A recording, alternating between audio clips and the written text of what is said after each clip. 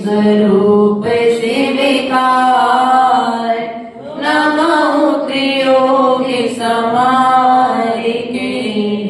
बोले अनंतानंद सिद्ध परमेश्वरी भगवान की, देवालय दिवमुलाय पारशनाथ भगवान की, ससनाय भगवान महावीर स्वामी की, आचार्य भगवान विशुद्ध विराट सागर जी, विशुद्ध सागर जी, विभव सागर जी महाराज की जय, छेड़ाला ग्रंथराज की जय, आरिका सिद्धश्री माता जी की जय, वंदनीय आरिका संघ की जय। प्रिय बंधुओं, पूर्व की कालिकाओं के माध्यम से हमने 7 तत्व और 6 द्रव्य के विषय में ज्ञान प्राप्त किया था, अर्थात 57 प्रकार के आश्रव आपने जाने थे।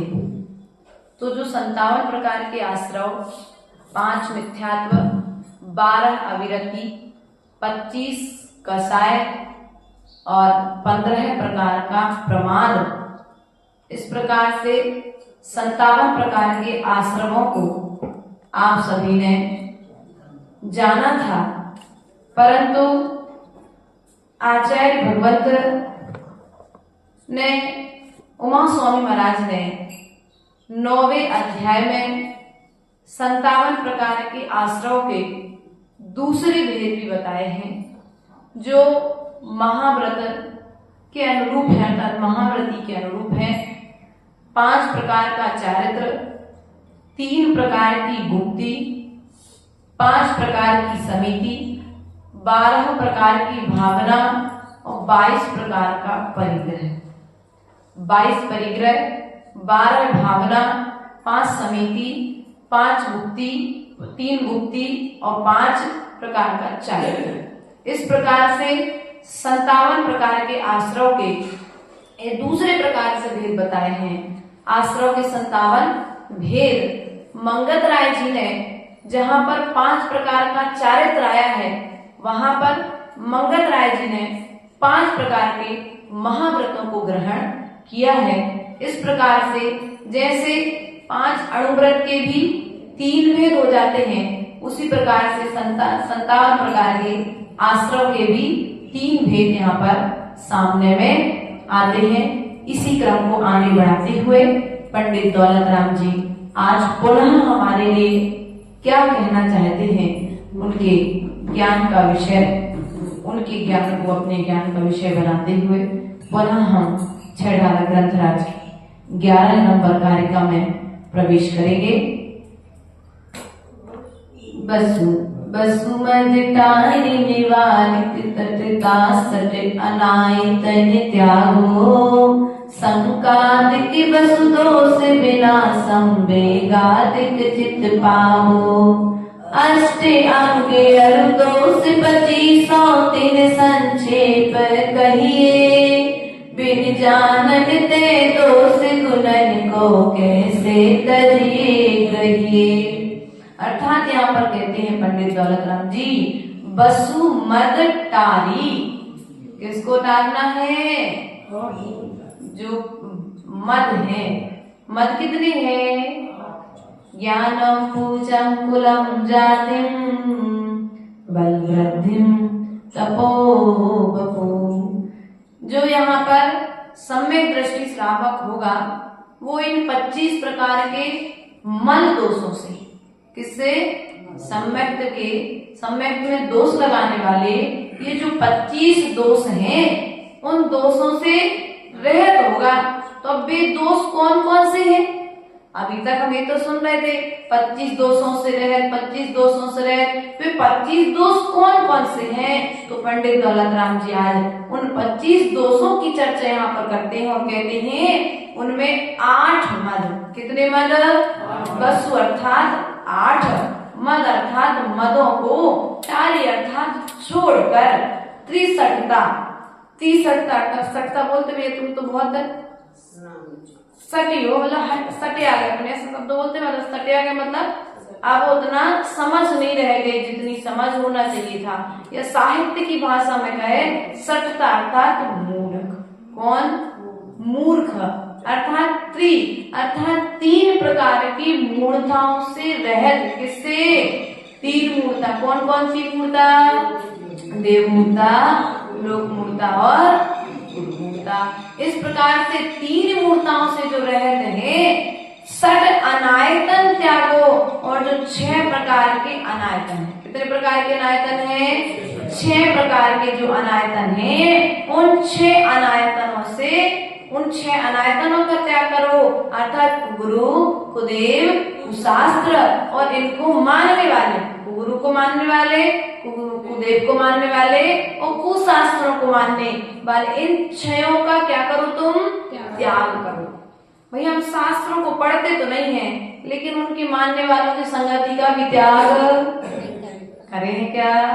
नहीं करें। उनके साथ में तो हम बैठते हैं, उनके साथ में बात करते हैं। भैया ठीक है, हम उनको मान नहीं रहे, लेकिन उनके साथ बैठ तो सकते हैं, उनसे बातचीत तो कर सकते हैं। ध्यान रखना, जैसे अर्जुन जब मैदान में पहुंचा निशाना लगाने के लिए, तो उसके लिए आंख दिखी है, वृक्ष की डाली नहीं दिखी। उसी प्रकार से तुम रहना सबके बीच में, लेकिन सबके बीच में रहने के बाद में भी तुम अपने से बाहर।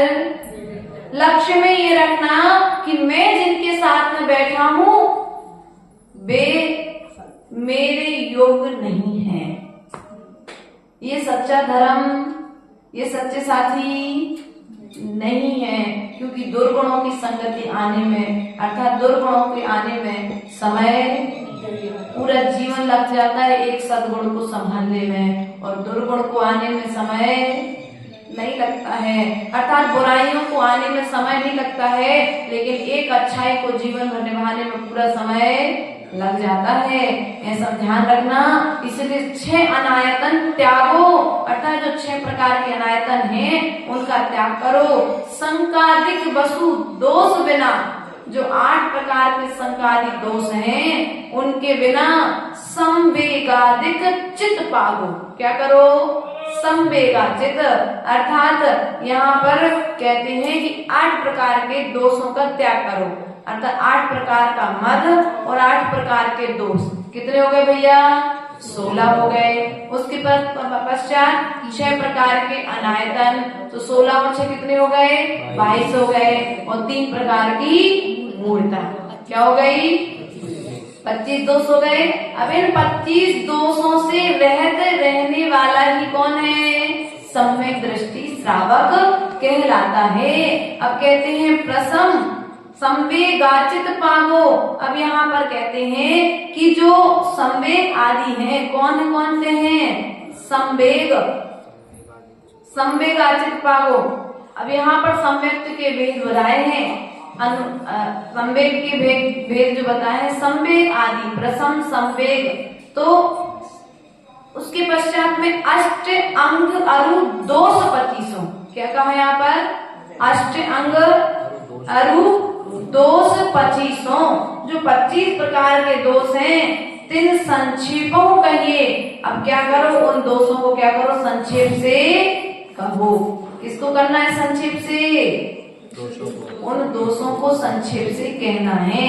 अब यहाँ पर कहते हैं कि जो सम्यक्त रत्न की रक्षा करने के लिए जो 4 गुण बताए गए हैं, तो जो सम्यक दृष्टि श्रावक होगा वो प्रसम, संवेग, आस्तिक और अनुकंपा। कितने भेद गए हैं? 4। प्रसम, संवेग, आस्तिक और अनुकंपा। 4 याद हो गए? बोलो तो।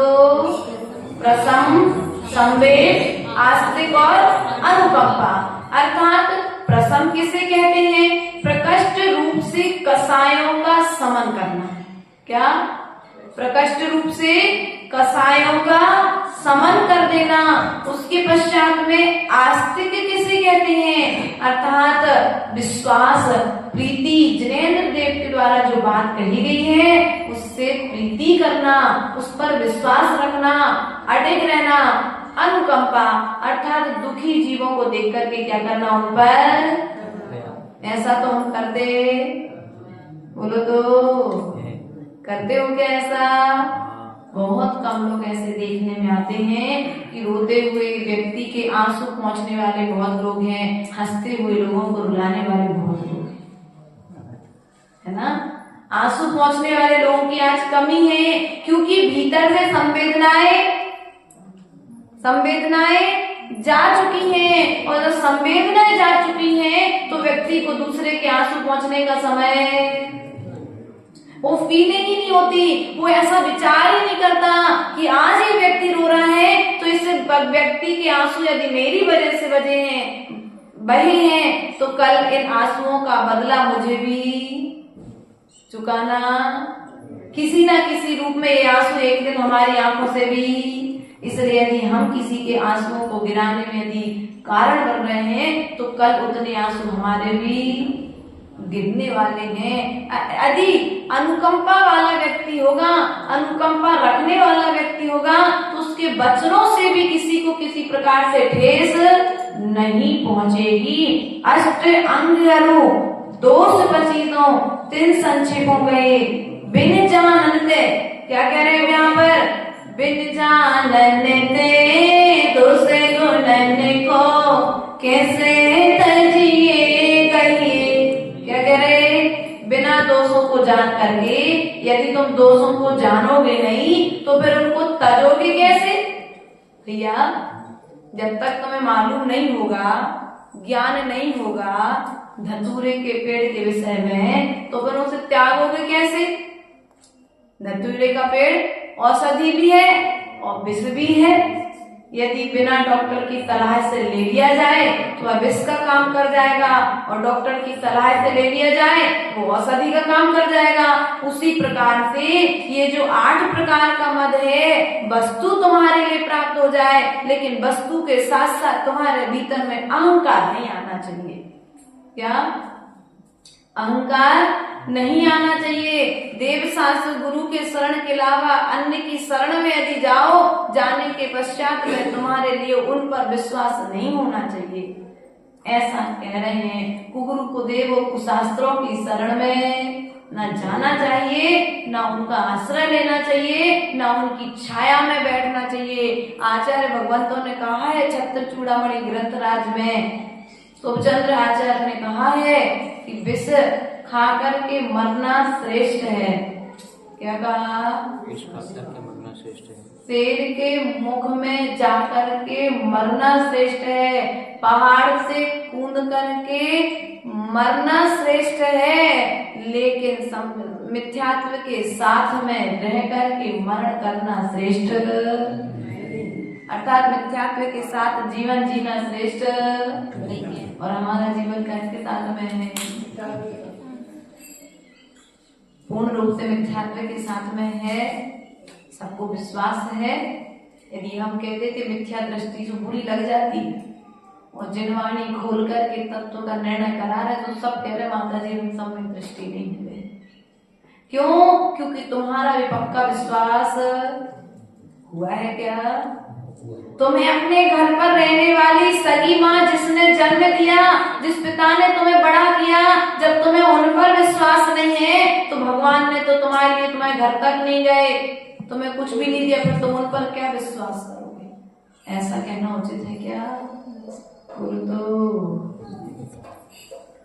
बताओ, माता पिता पर विश्वास नहीं है तुम्हारे लिए तो क्या तुम्हारे विश्वास की गारंटी भगवान के विषय में दी जा सकती है? ध्यान रखना, जब तुम अपने माता पिता पर विश्वास करोगे तो माता पिता से तुम्हारे लिए संस्कार आएंगे देव शास्त्र गुरु की शरण में जाने के। और जब तुम माता पिता को ही छोड़ दोगे, उन पर विश्वास करना छोड़ दोगे, तो 3 लोग के नाथ के ऊपर तो विश्वास है या नहीं है कि तुम स्वयं जान सकते हो। दूसरा तुम्हारे विश्वास की बगावत करने के लिए नहीं आएगा। इसलिए प्रयास और पुरुषार्थ हमारा ये होना चाहिए कि ये जो दोष हैं, इन दोषों को जान करके क्या करना चाहिए, इन दोषों को जान करके हमें छोड़ने का पुरुषार्थ करना चाहिए। किसको छोड़ने का पुरुषार्थ करना है? दोषों को छोड़ने का पुरुषार्थ करना है। लेकिन हम करते क्या है? दोषों को छोड़ते नहीं हैं और गुणों को जागृत नहीं करते हैं। इसलिए हम महान, यदि तुम 2 में से एक भी काम कर लो, महान बनना है ना, तो या तो तुम दोषों को छोड़ दो, और दोषों को नहीं छोड़ सकते तो कम से कम जो तुम्हारे भीतर में अवगुण हैं उन अवगुणों को स्वीकार कर लो। व्यक्ति दोनों काम ईमानदारी से नहीं कर रहा है, एक तो अपनी गलती को स्वीकार नहीं कर रहा है और दोषों को छोड़ नहीं रहा है। सो विवाद की जड़, झगड़े की जड़ छोड़ना तो पड़ेगा। या तो तुम दोष छोड़ दो या फिर उसे स्वीकार कर लो, अर्थात अपनी कमजोरी को स्वीकार कर लो कि हाँ ये मेरी कमजोरी है। लेकिन व्यक्ति क्या करता है? चोरी और सीना चोरी। डॉक्टर साहब का कुछ अनुभव ही है ना। इसलिए माताओं, गलती हो जाए, कभी किसी की गलती दिख जाए, तुमसे स्वयं गलती हो जाए तो उस गलती को सफाई दे करके झूठ को सच बनाने की अपेक्षा झूठ को तत्काल स्वीकार कर लो तो तुम्हारा समय बर्बाद नहीं होगा और तुम्हारे ऊपर सामने वाले का विश्वास। आजकल सोचते क्या है हम लोग, जब थे भैया, और यदि किसी भी तरह की कोई गलती हो जाए, मान के चलो आचार्य गुरुदेव ने मौन दिया कि चौके में तुम्हें जाकर के बात नहीं करनी है, और धोखे से यदि चौके में किसी कारणवश मौन खुल गया तो हम लोग क्या करते थे? आकर के तत्काल गुरुजी को, गुरुजी आज चौके में ऐसी बात हो गई थी, तो मौन खोलना पड़ा, प्रायश्चित। क्या करते थे? गुरुजी आज मौन खोल गया था चौके में कि आप मुझे प्रायश्चित दे दो। अब गुरुदेव के पास में हमसे हमारे बारे में कोई श्रावक कहने आए तो गुरुजी के पास में सब बात तो पहले। अब गुरुजी कम से कम जब गुरुजी के पास कोई श्रावक कहने आएगा तो गुरुजी कह तो सकते हैं कि नहीं, हमारे शिष्य ने हमें पहले सब बात बता दी। गुरुदेव बोले कि यदि तुमसे कहीं कोई गलती हो गई है तो तुम डांट के लिए तुम डरो मत। तुम जब अपनी गलती आगे से आकर के स्वयं बता देते हो तो गुरुजनों को खिन्नता नहीं होती, गुरुजनों को प्रसन्नता होती है कि देखो हमारे शिष्य का हम पर कितना विश्वास है कि उसने अपनी गलती पहले आकर के बता दी, उसने अपनी गलती छिपाई।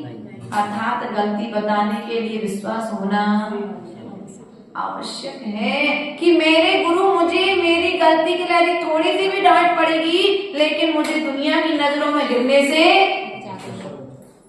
आज शिष्य को गुरु पर विश्वास नहीं है और बच्चों को माता पिता पर विश्वास नहीं है, इसलिए परिवार भी टूट रहे हैं और संघ भी कई कई जगह पर देखने में आ जाते हैं। इसलिए गुरु को शिष्य पर विश्वास होना, शिष्य को गुरु पर विश्वास होना, माँ को बेटे पर विश्वास होना और बेटे को माँ पर विश्वास होगा, तब कहीं जाकर के धर्म के दोनों पहिए सुरक्षित।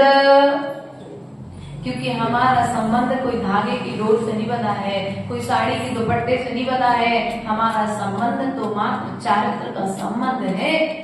माँ और बेटे का संबंध तो मात्र प्रेम का संबंध है, वात्सल्य का संबंध है।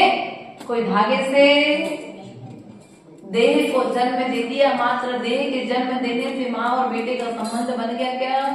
उस संबंध को निभाने में पूरा जीवन काल लग जाता है। माँ को प्रेम की छाया में रखे और गुरु माँ प्रेम की छाया में रखती है और गुरु वात्सल्य की छाया में रख करके पालती है। अब प्रेम में और वात्सल्य में अंतर क्या है माता? प्रेम में और वात्सल्य में अंतर क्या है? तो प्रेम दो के बीच में होता है और वात्सल्य तीन लोक के जीवों के प्रति होता है। माँ सोचेगी अपने बेटे के विषय में सोच पाएगी, लेकिन गुरु जब सोचेंगे तो गुरु सर्वत्र तीन लोक के जीवों के हित में सोचेंगे। आज प्रातःकालीन बेला में स्वाध्याय चल रहा था जैन सरस्वती ग्रंथ का, उसमें वात्सल्य अंग की रक्षाबंधन की कहानी आई। तो कहानी हम लोग स्वाध्याय कर रहे थे तो उस कहानी से हम यही विचार कर रहे थे कि देखो तो शिष्य ने गुरु की आज्ञा, उस कहानी वह कहानी हमें सिखाती है कि किस प्रकार से शिष्य को गुरु के प्रति समर्पित होना चाहिए। गुरु ने आज्ञा दे दी कि जाओ, तुमने जहां पर जिस स्थान पर खड़े होकर के वाद विवाद किया था तुमको वहीं पर जाकर के उसका समाधान। शिष्य जाकर के वहीं खड़ा हो गया। ये समर्पण की परिभाषा है। किसकी परिभाषा है सुभाष जी? समर्पण की परिभाषा है। पहले समर्पण था, सो शिष्यों के विकास भी हुए। और आज के समय में वर्तमान में यदि कह दिया जाए कि भैया तुम ऐसा काम कर लो, तो आज के शिष्य पहले क्या पूछे? माता जी ने सुखाए। पहले के पिता ने बेटे से कह दिया बेटे ऐसा कार्य कर लो, जी पिताजी। आज के पिता कह के देखे, क्यों? वो समर्पण है। क्यों? जहां पर आ गया वहां पर समर्पण की कहानी खत्म हो जाती है। इसलिए प्रिय बंधुओं, यदि तुम विकास चाहते हो, इन 8 मूल गुणों से 25 दोषों से रहित होना चाहते हो, तो आचार्य गुरुदेव ने एक ही बात कही है, अपने गुरु के प्रति सदा ईमानदार। किसके प्रति? अपने गुरु के प्रति, अपनी गलतियों के प्रति, अपने गुरु के प्रति इतना विश्वास रखो कि दुनिया के कोई भी छोर में तुम रह जाओ और जब विपत्ति आए तो तुम्हें कोई दूसरे की याद ना आए, तुम्हें अपने गुरु की याद आना चाहिए। क्या? विपत्ति आए तो बेटा जब कहीं पर भी रहता है, धोखे जो पट्टा लग करके गिरता है तो क्या होता है? उसके मुंह से सबसे पहले क्या निकलता है? क्यों? ओ मोना की माँ, क्या निकलता है सबसे पहले यदि बच्चा जमीन पर गिरता है तो? अब अमीर चंदी तो हे भगवान का तो नहीं है ना। लेकिन जो माँ बेटे का संबंध होता है ना अमीर चंद जी, अब आज तो मैं भगवान की पहचान हो गई। अब यहाँ पर जो पूर्व में जो व्यवहारिक ज्ञान था, व्यवहारिक जो समर्पण था, उसमें बच्चा जब कभी भी विपरीत परिस्थिति में पड़ता था तो भगवान को बाद में याद करता था, पहले माँ को याद करता था। सबसे पहले मुख से माँ शब्द निकलता था। उस माँ शब्द से की कितनी गहराई थी कि माँ पास में नहीं है, लेकिन फिर भी उस बच्चे ने माँ शब्द बोल दिया तो उसे साहस संबल मिलता था ना।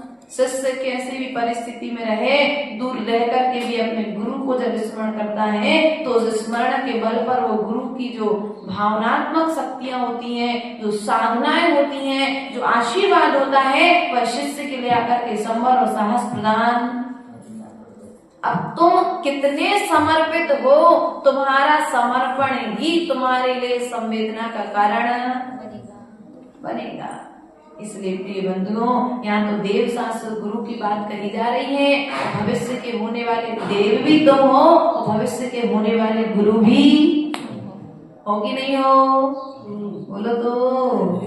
भविष्य के भगवान आप लोग हो कि नहीं हो? वर्तमान के भगवान को तुम नमस्कार कर रहे हो, तुम भूत के भगवान को तुम नमस्कार कर रहे हो, लेकिन आचार्य गुरुदेव कहते हैं जो वर्तमान में जिनवाणी माँ का स्वाध्याय कर रहे हैं, जिनवाणी को सुन रहे हैं, देव शास्त्र गुरु की शरण में जा रहे हैं, उनकी चर्या आदि में जो सहयोगी हैं वे कौन हैं? भविष्य के भगवान। और भविष्य ये सब कार्य यदि हम कर रहे हैं तो हम भी भविष्य के, डाउट है क्या अभी भी? जोर से तो बोल दो, हम लोग भविष्य के भगवान हैं कि नहीं है हर्षिल भैया? है ना। इतना विश्वास रखना, जितना विश्वास तुम अपने माता प्रति, पिता के प्रति रखोगे और शिष्य अपने गुरु के प्रति रखेगा तो निश्चित ही वह उन्नति को प्राप्त। विपरीत परिस्थितियों में भी मार्ग अपने आप देखना।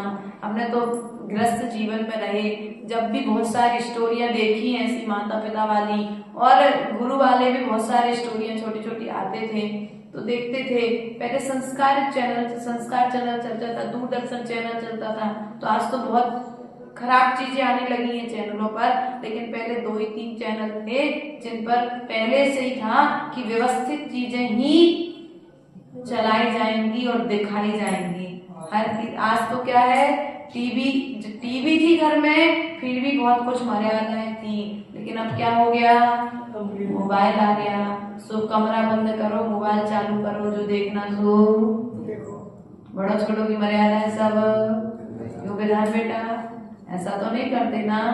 कहना माता जी कमरे ही नहीं मिला हमें, दादी के साथ रहना पड़ता है ना। ध्यान रखना, बच्चों में संस्कार यदि छोटे से डालोगे तो बड़े में जाकर के तुम्हें उन संस्कारों के संस्कारों को रोकना टोकना नहीं पड़ेगा। और यदि जब छोटे में संस्कार नहीं डालोगे तो बड़े में जाकर के तुम्हें दबाव बनाना पड़ेगा। इसलिए प्रिय बंधुओं, गुरु के प्रति इतने समर्पित हो जाओ, गुरु के प्रति ईमानदार हो जाओ, इतना विश्वास होना चाहिए कि कहीं पर दुनिया में कहीं पर भी पाप हो जाए, कहीं भी जाकर के गलती हो जाए, उस गलती के पश्चाताप के लिए वो यह नहीं सोचना पड़े अब मैं किससे कहूं। क्या वो शिष्य को ऐसा ना सोचना पड़े अब मैं किससे कहने जाऊं। नहीं, उसे एक दरवाजा सदा, एक माता पिता का दरवाजा और शिष्य पुत्र के लिए माता पिता का दरवाजा और शिष्य के लिए गुरु का दरवाजा यदि सदा खुला है तो आंधियों में भी वह व्यक्ति जीत करके आगे, विपरीत परिस्थितियों में भी आगे बढ़ जाएगा। और यदि दो दरवाजे बंद हैं, पुत्र के लिए माता पिता का और शिष्य के लिए यदि गुरु का दरवाजा बंद है, तो कोई ऐसी ताकत नहीं है कि उस व्यक्ति को विपरीत परिस्थितियों से बचा दे। इसलिए यदि तुम अपनी उन्नति चाहते हो तो देव शास्त्र गुरु के भक्त तो बनना, लेकिन साथ साथ में गुरु के और प्रभु के भक्त बनने के पहले अपने माता पिता के भक्त बनना। क्या किसकी सेवा करना, ध्यान रखना, तुम्हारा मित्र तो तुम्हें फिर भी कभी न कभी सलाह गलत दे सकता है, तुम्हारी बहन तुम्हें कभी न कभी सलाह गलत दे सकती है, तुम्हारा भाई किसी स्वार्थ के बस तुम्हें सलाह गलत दे सकता है, तुम्हारी पत्नी तुम्हें कभी स्वार्थ के बसीभूत होकर के सलाह गलत दे सकती है, लेकिन एक माँ कभी स्वप्न में भी अपने बच्चे का बुरा नहीं सोच सकती। क्या स्वप्न में भी अपने बच्चे का बुरा सोच सकती है क्या? अब पंचम काल की माता है कैसे ये तो नहीं पता, लेकिन हमारे कुछ समय पूर्व तक यदि देखा जाए तो माताओं के इतिहास को उठाया जाए तो आज तक पूर्व के इतिहासों में ऐसा नहीं मिलता कि किसी भी माँ ने अपने बच्चे के भविष्य को बिगाड़ने के लिए कोई कूटनीति की क्या? अब वर्तमान में यदि सुनने में आ जाए, देखने में आ जाए घटनाएं, तो वर्तमान काल का प्रभाव मानना चाहिए या उन बच्चे और बेटे का पूर्व का पाप कर्म का उन्हें मानना चाहिए कि माँ के पूर्व कर्म के वशीभूत ऐसे भाव हुए या पुत्र के माँ के प्रति पूर्व कर्म के उदय से ऐसे भाव हुए, वरना ऐसा कोई इतिहास तो सामने में नहीं आता है। इसलिए तुम्हें यदि अपना विकास करना है तो क्या करो, इन दोषों का त्याग करो। किसका त्याग करो? कौन कौन से दोष? 8 प्रकार के मद, 8 प्रकार के संकादी दोष, 6 प्रकार के अनायतन, 3 प्रकार की मूर्ता, इनका त्याग करके संवेद, प्रसम और आस्तिक और अनुकंपा आदि गुणों को धारण करो। ऐसा पंडित दौलत राम जी यहाँ पर कहते हैं। अंगुली कालिका के माध्यम से क्या कहना चाहते हैं, सो हम इस बातों को समझने का, अपने ज्ञान के द्वारा समझने का प्रयास और पुरुषार्थ करेंगे। जिन बच्चे में शंका न धारे भ्रस, भव सुखी बांछा भाने, मुनि तने मलिन ना देखे घिनावे, तत्व कुतत्व बिछाने, निज गुण अरु परे अगुण ढाके, वाणिज्य धर्म बढ़ावे, कामादिक करे प्रस्ते निज पर को सुधी गणावे, धर्मी सौ गो बख्श पीति सम, कर जिन्ने धर्म दिपावे, इन गुणन विपरीत दोष बसु, तिनको सतत खिबावे। यहाँ पर कहते हैं सम्यक कार्य जो 8 गुण हैं, उन 8 गुणों की परिभाषा बता दी। क्या किया है? जिनेंद्र भगवान के गुणों में शंका नहीं करना। क्या नहीं करना? जिन वचन में शंका न धार, अर्थात जिनेंद्र भगवान के वचनों में शंका नहीं करना। भ्रष्ट भव सुख वांछा माने, और क्या करो, धर्म को धारण करके संसार की सुख की इच्छा मत करो। निसंकित और निकांक्षित अंग हो गया। मुनि तन मलिन देख गिनावे, मुनि का तन यदि मलिन है, गंदा है, मैल लगा है, सुंदर नहीं लग रहे महाराज जी। शरीर नाम करने की वजह से महाराज जी सुंदर नहीं लग रहे, लेकिन तुम्हें तो शरीर की सुंदरता दिखती है, तुम्हें भीतर के चारित्र की सुंदर कहाँ दिखाई दे रही है? यदि कोई मुनिराज को देखकर कैसा, अरे भी महाराज अच्छे नहीं लगा, क्या क्या कह दिया तुमने भी महाराज अच्छे नहीं, उनके पास में जावे को मन नहीं हो, काय को मोही हाथ नहीं धो, कम उनके पीठ पे मैल छपो, कम उनकी गर्दन पे मैल छपो, तो कम उनके हाथ में मैल छपा है। यदि ऐसा विचार करके आप लोग मुनि से घृणा कर रहे हो तो वास्तविकता में ध्यान रखना, जैसा राजा सैनिक ने फल पाया है भविष्य में तुम्हें भी वैसा फल मिलने वाला है। तो यहाँ पर कहते हैं कि जो मुनिराज से अर्थात मलिन शरीर को देख करके घृणा नहीं करता है वह कौन से अंग का पालन करने वाला होता है? निर्विचिकित्सा अंग का पालन करने वाला होता है। तत्व कुतत्व बिछाने, अर्थात जो तत्व हैं उन तत्वों को कुतत्व नहीं जानना चाहिए, पहचानना नहीं चाहिए। अर्थात अमूढ़ दृष्टि अंग कहता है, कौन सा अंग? देव शास्त्र गुरु के लिए सच्चा मानना चाहिए, अन्य के लिए कुगुरु को देव को शास्त्रों के लिए सच्चा नहीं मानता है, वह अमूढ़ दृष्टि होता है। उसके पश्चात में निज गुण अरुपर अवगुण ढाके उपगुहन अंग, क्या कहता है? दूसरे के अवगुणों को ढांकता है। क्या करता है? अरे माता जी आप दोषों को दबाने की बात कर रहे हो, दोषों को छुड़ाना चाहिए, आप तो कह रहे ढाक दो, पर यदि हम दोषों को ढाकेंगे तो वे दोष पल्लवित हो जाएंगे। क्या दोषों को छुपाने की बात कर रहे हैं, लेकिन किस प्रकार से कह रहे हैं? पूरी बात नहीं हुई यहाँ पर। उन्होंने कहा दोषों को छुपाना दो, लेकिन छुपाने के बाद में फिर स्थितिकरण क्या करना? निज गुण अरूपर अवगुण ढाके, निज धर्म बढ़ावे, निज के गुणों को और दूसरों के अवगुणों को ढांकना चाहिए। करने का नाम ही क्या है? उपगूहन है। निज धर्म बढ़ावे, निज अर्थात एक तो जिन होता है और दूसरा होता है निज। जिन शब्द सुना है और निज शब्द सुना है। जिन अर्थात अरहंत देव, निज अर्थात हमारी आत्मा जो जिन होने वाली है।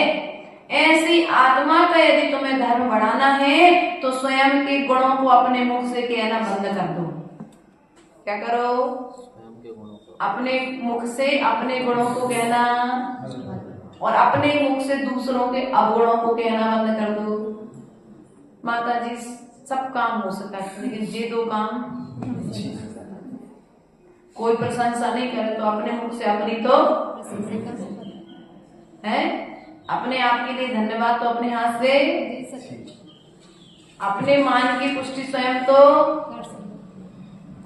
अब मान के चलो आपने एक अच्छा घर बनाया, सब कुछ किया, लोगों ने तारीफ, मंदिर में गए, पर्यूषण पर्व का समय चल रहा था, तो बढ़िया मंदिर में जाके चार के पीछे बैठ करके अरे हमने इतना अच्छा मकान बनाया, इतने अच्छे टाइल्स बोलवाए, इतने अच्छे गेट लगवाए, इतना अच्छा नल लगवाया, इतनी अच्छी किचन बनाई।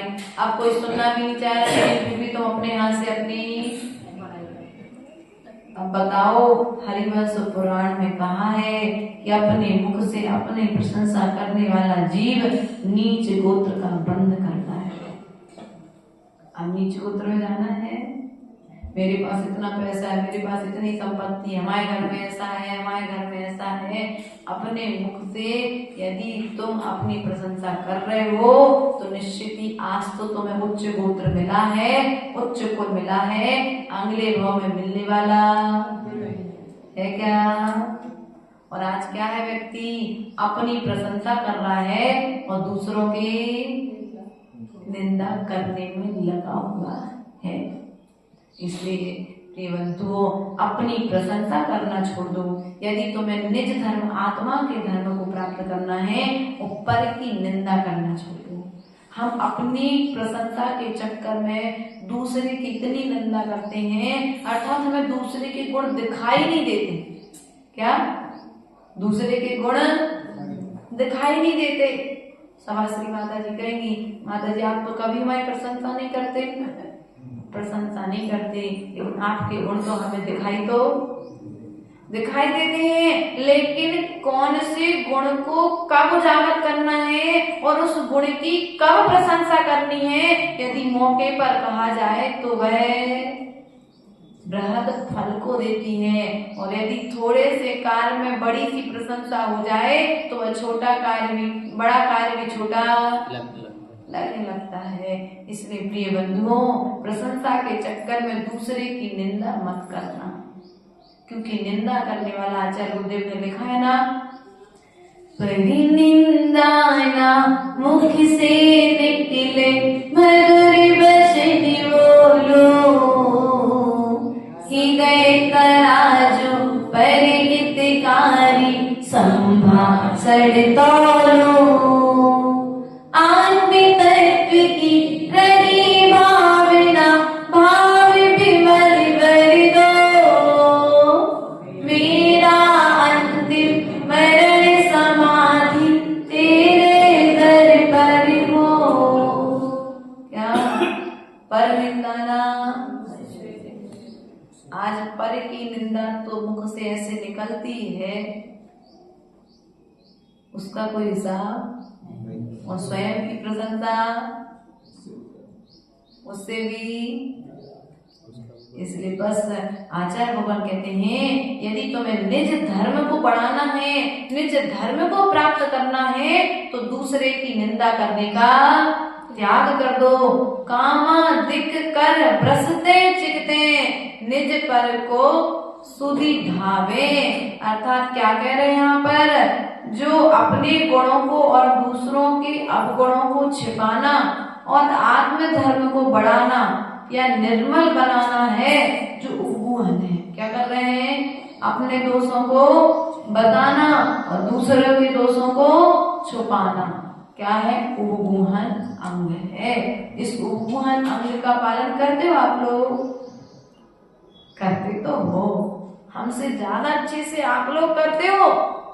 पवन जी, पोतियां हैं दो दो, और यदि कोई प्रमाद हो जाएगा भविष्य में तो क्या करोगे?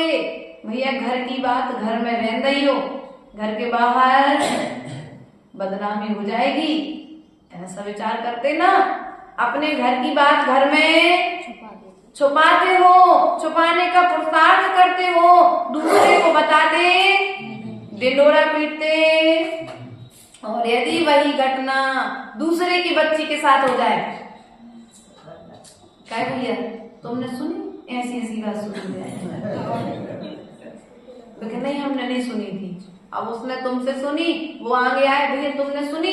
बोले नहीं, हमने नहीं सुनी थी। अब वो आगे जा करके ऐसे कर करके मंदिर के रास्ते में जितने घर थे सबको वे कहेंगे हमें पवन ने बताई, वे कहेंगे हमें सुहास ने बताई, वे कहेंगे हमें मामा ने बताई, फिर ऐसे करके पूरे कॉलोनी में हल्ला। किसका हल्ला किया तुमने?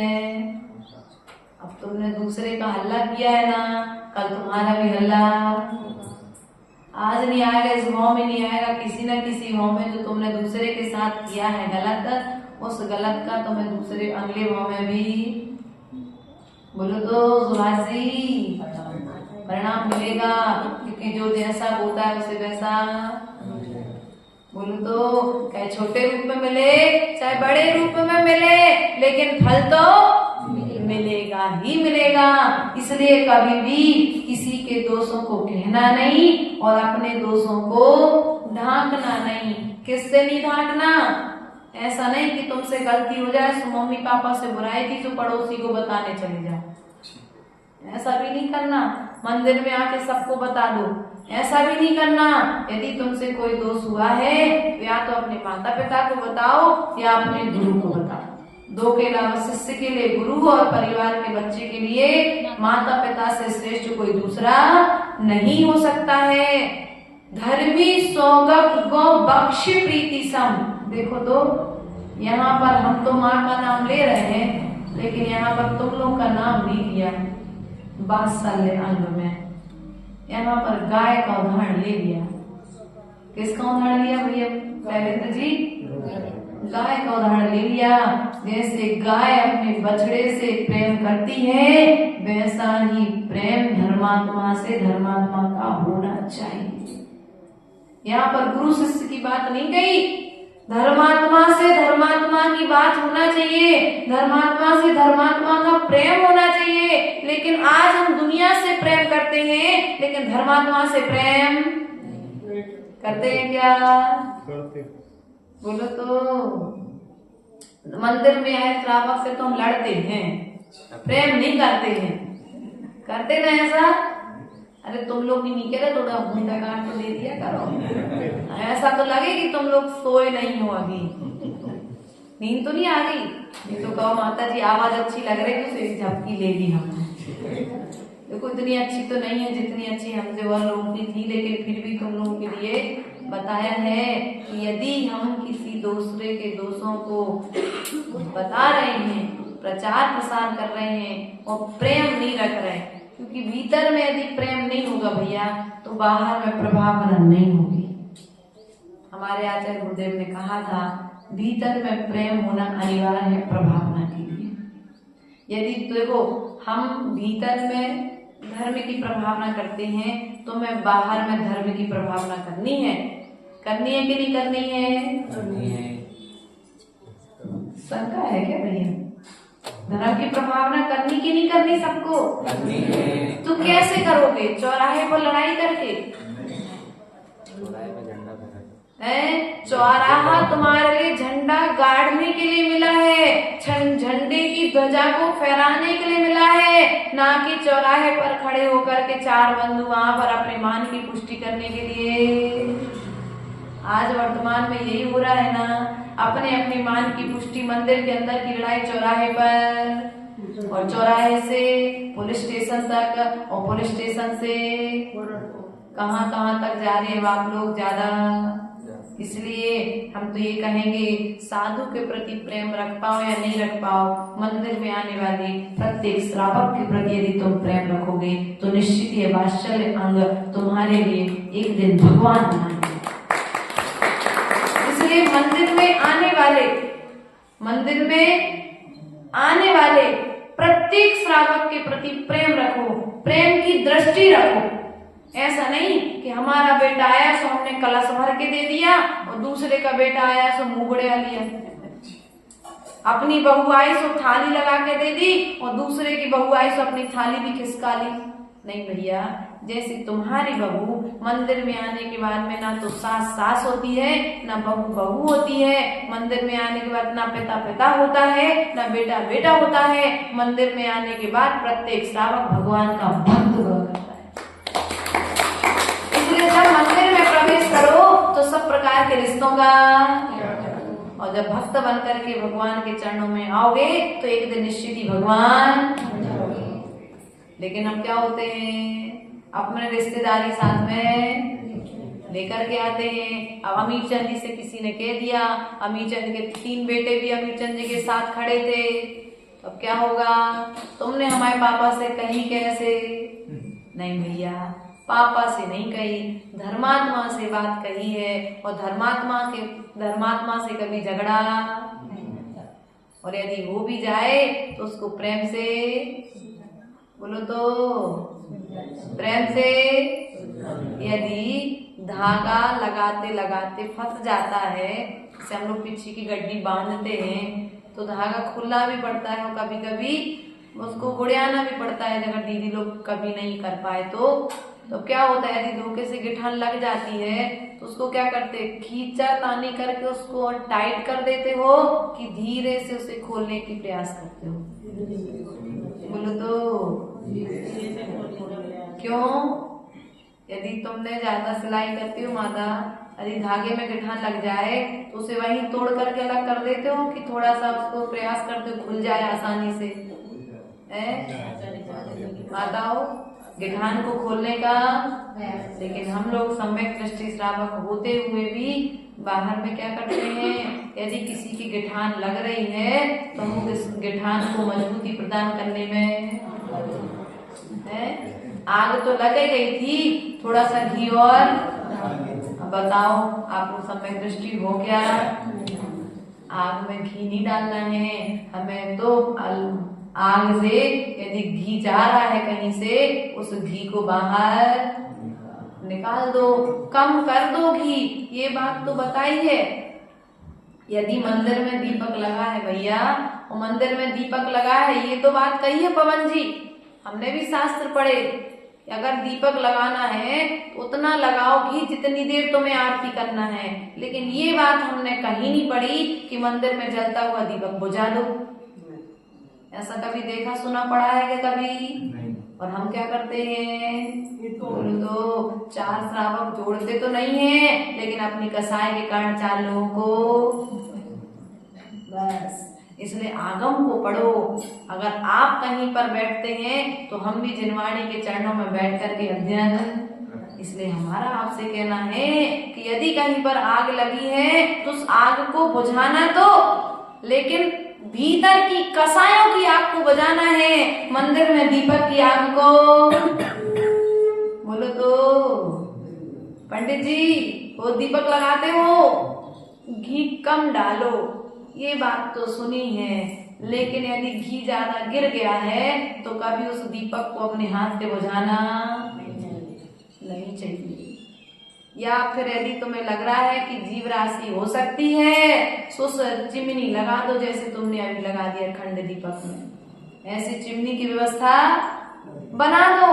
हम ये नहीं कहते कि तुम दीपक लगाओ या दीपक बुझाओ, लेकिन तत्व जिनवाणी माँ ये कहती है कि जलता हुआ दीपक जब तक अपने स्वतः ही शांत ना हो जाए तब तक हमें उसे बुझाना बोलो तो।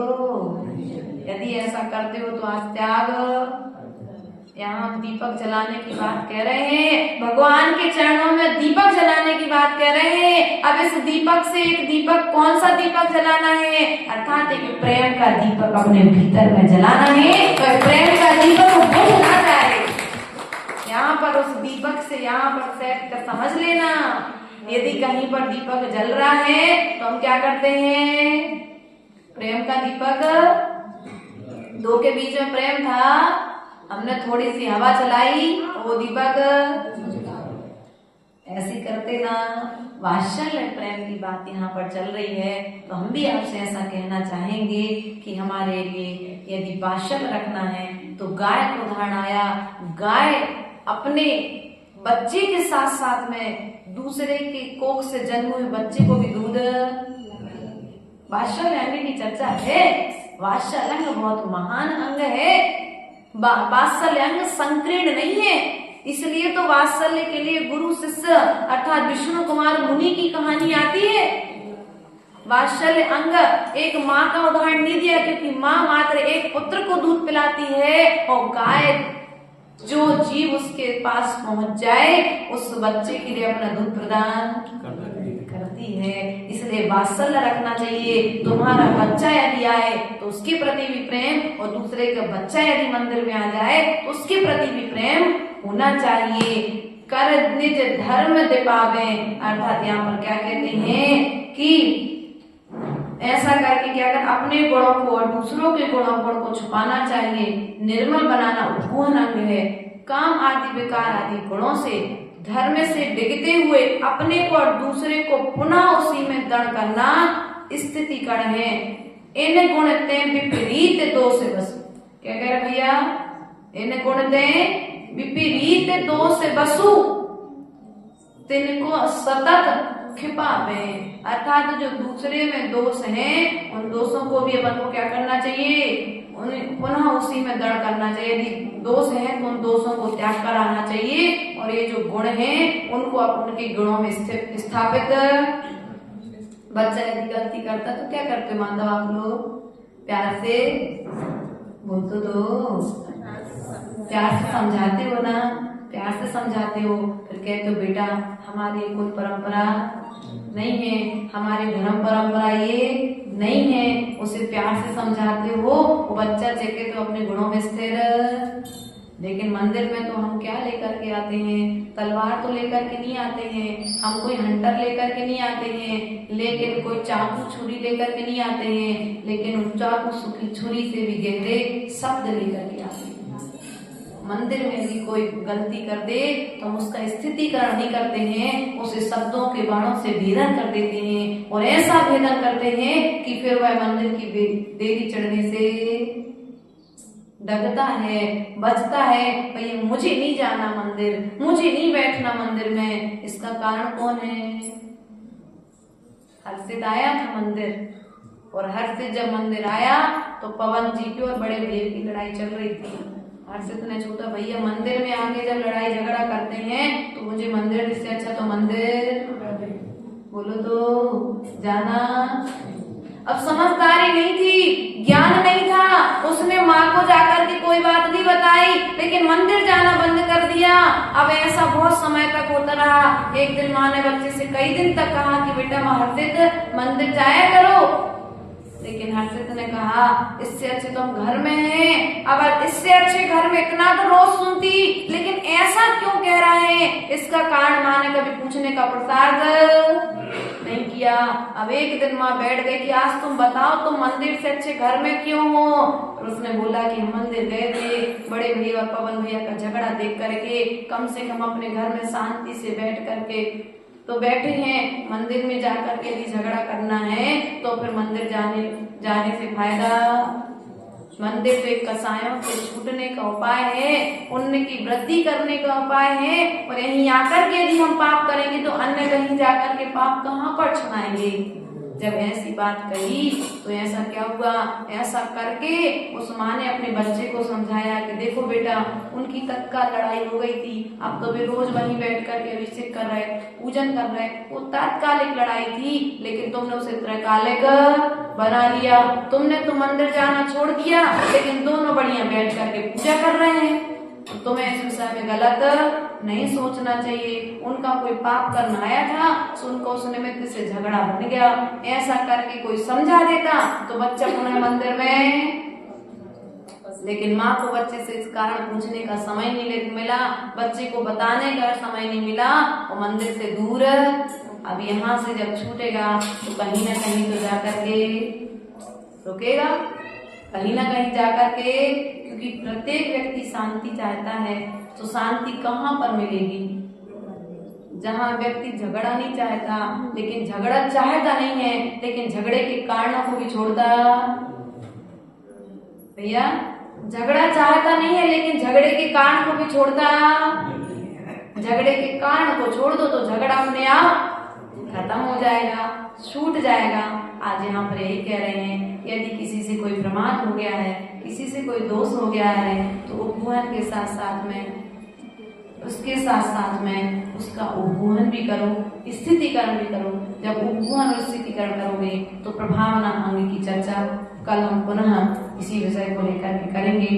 बोले आचार्य भगवत स्वामी विभव सागर जी महाराज की, अर्थात प्रभावना अंग की चर्चा हम बताएंगे। तो आज के विषय में आपके लिए मूल रूप से यही हमने बताया है कि जब भी मंदिर में आओ तो सब रिश्तेदारी मंदिर के मूलभूत में आज प्रवचन का सार क्या है? जब मंदिर में आओ तो सब रिश्तेदारी, जितने मंदिर में आए सब भगवान के भक्त बन करके आएंगे, तो एक दिन वे भी भगवान बन जाएंगे। बोले परम पूज्य आचार्य गुरु विभव सागर जी महाराज की।